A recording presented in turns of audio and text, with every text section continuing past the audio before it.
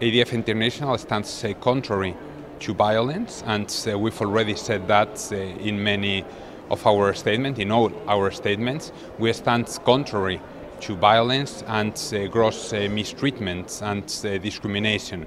However, we need to consider what's going to happen, what is happening with the creation of a new independent expert on sexual orientation and gender identity, someone looking for a promotion of so-called LGBT rights. It has implications because it affects religious, cultural, social values of the people.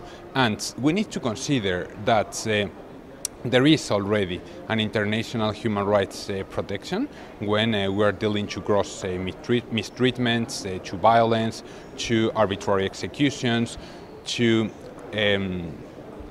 violent attacks. So the rights of everyone are already protected by the international legislation. Creating new categories of rights based on the self-definition of a person or based on categories that don't enjoy international consensus, such as sexual orientation, gender identity, they are not even defined. And in many cases, they depend on how someone feels himself or herself. So we really think that it's not possible, and we shouldn't be creating new rights based on interpretations of international human rights law.